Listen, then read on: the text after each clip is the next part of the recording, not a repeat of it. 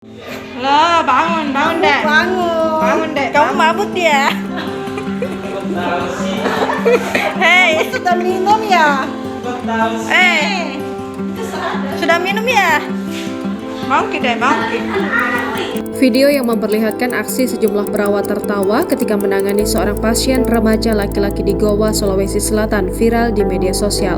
Pasien remaja laki-laki tersebut mendapatkan perlakuan tidak menyenangkan sebagaimana seharusnya pasien dilayani pihak medis. Dalam kondisi tak berdaya, pasien tersebut bahkan sempat dituduh sedang mabuk oleh para perawat yang terdengar cengengesan bernada mengejek. Aksi para perawat itu pun sontak membuat keluarga pasien geram hingga mengunggahnya di akun TikTok @widiaku16 pada Senin 6 November 2023. Dalam unggahannya, sang kakak membeberkan peristiwa yang menimpa adik laki-lakinya tersebut. Ia membeberkan bahwa adiknya tersebut mengalami insiden kecelakaan hingga harus dibawa ke rumah sakit untuk menerima perawatan. Ia pun langsung diletakkan pada ranjang pasien dengan posisi terlentang.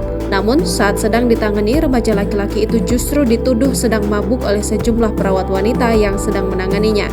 Bangun dek, kamu mabuk ya? Suka minum ya? Teriak seorang perawat. Terlihat remaja laki-laki tersebut tampak tak berdaya dan hanya bisa terdiam saat diejek dan ditangani para perawat. Sementara di hidung remaja tersebut terpasang selang oksigen untuk membantunya bernafas. Sikap para perawat itu pun membuat sang kakak geram.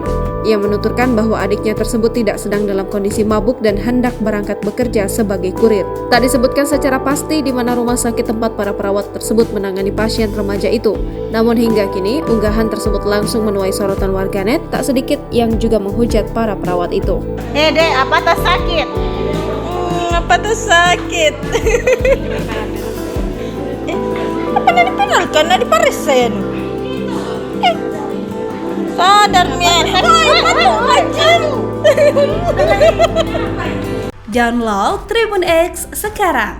Menghadirkan lokal menjadi Indonesia.